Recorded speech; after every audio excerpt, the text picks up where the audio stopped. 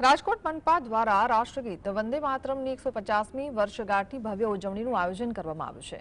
રાષ્ટ્રભાવના અને સ્વદેશ પ્રેમને ઉજાગર કરતા આ કાર્યક્રમમાં મેયર સહિત મનપાના અધિકારીઓ અને પદાધિકારીઓ ખાસ હાજર રહ્યા હતા। આ કાર્યક્રમમાં વંદે માતરમના સમૂહગાનની સાથે જ સ્વદેશી વસ્તુઓ અપનાવવાના શપથ લેવડાવવામાં આવ્યા હતા અને મહાપાલિકાનું પ્રાંગણ વંદે માતરમના ગીતથી ગુંજી ઉઠ્યું હતું।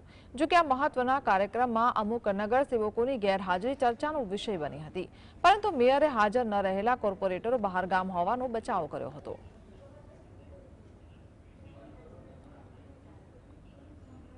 પાર્ટીના કાર્યકર્તાઓ, ચૂંટાયેલા જનપ્રતિનિધિઓ, મહાનગરપાલિકા, વિધાનસભા, સાંસદ, રાજ્યસભા ગૃહ દરેક જગ્યાએ આજે 150 વર્ષ આ ગીત વંદે માતરમ ગીત આજે 150 વર્ષ પૂર્ણ કરીને 151મા વર્ષમાં જ્યારે પ્રવેશી રહ્યું છે।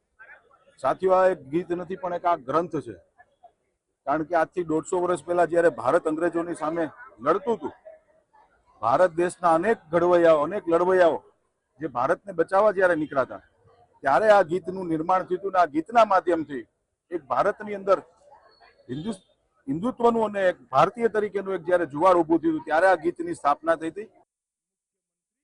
રાજકોટ મહાનગરપાલિકામાં કોર્પોરેશનમાં કમલમ કાર્યાલય ખાતે તેમજ અલગ અલગ સ્થાનો ઉપર આ કાર્યક્રમ છે ગોઠવવામાં આવેલો છે।